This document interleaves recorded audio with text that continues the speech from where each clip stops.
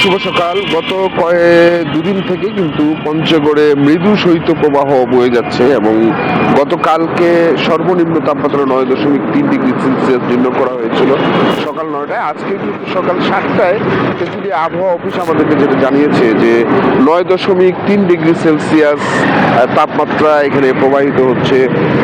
এর মানে হচ্ছে এটি একটি মৃদু শৈত্যপ্রবাহ এবং যেহেতু হিমালয়ান সমতল অঞ্চল, হিমালয়ান যে হিমবায়ু সেইটার প্রভাবে শীতের যে তীব্রতা সেটা ক্রমশ বেড়ে যাচ্ছে। বিশেষ করে রাতের বেলা কনকনে ঠান্ডা আসলে অনুভূত হচ্ছে।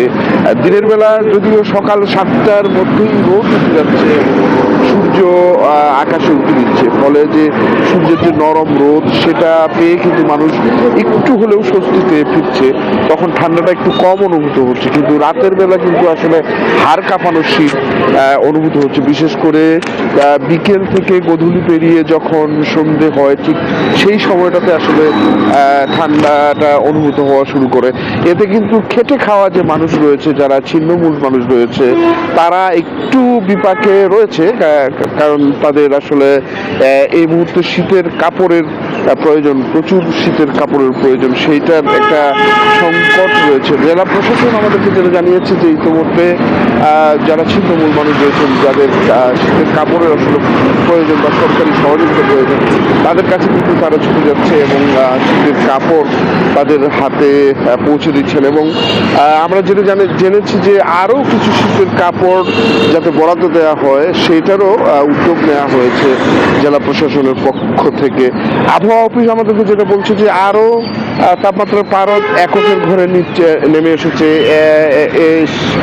সেখান থেকে আরও কিন্তু নিচের দিকে যেতে পারে এবং গভীর শৈত্যপ্রবাহ কিন্তু এই জেলার উপর দিয়ে বয়ে যেতে পারে। তো এই ছিল আমার কাছে সর্বশেষ। আমরা যাচ্ছি মৌলভীবাজারে, সেখানে আমাদের সহকর্মী সিরাজ অপেক্ষা করছেন শীতের খবর জানাতে। সিরাজ। ধন্যবাদ হায়দার। মৌলভীবাজার জেলা আপনারা জানেন হাওর এবং পর্যটন জেলা। এই জেলায় কিন্তু গত এক সপ্তাহ ধরে কিন্তু 10 ডিগ্রি সেলসিয়াস থেকে 13 ডিগ্রি সেলসিয়াসের মধ্যেই কিন্তু শীতের তীব্রতা কিন্তু উঠানামা করতেছে। আমি আপনাদেরকে একটু দেখাবো। আসলে শহরে কিছুটা ঠান্ডা কম থাকলেও কিন্তু গ্রামীণ জনপদে বিশেষ করে চা বাগান এবং হাওর অঞ্চলের মানুষ কিন্তু খুব কষ্টে দিন যাপন করছে শীত বস্ত্রের জন্য। আমি চা বাগান এবং হাওর অঞ্চলের মানুষের সাথে কথা বলেছি গত কয়েকদিনে। তারা আমাকে জানিয়েছেন কেউ কেউ কিন্তু একসাথে কাপড় পরিধান করে কিন্তু তারা জীবনযাপন করতেছেন। আমি আর একটু বলে রাখি, আজকে আবহাওয়া অফিস আমাকে জানিয়েছে গতকালকে ছিল 10.4 ডিগ্রি সেলসিয়াস, 7 ডিগ্রি সেলসিয়াস। আজ কিন্তু 11.5 ডিগ্রি সেলসিয়াস কিন্তু মৌলভীবাজারে শীতের আর্দ্রতা রয়েছে।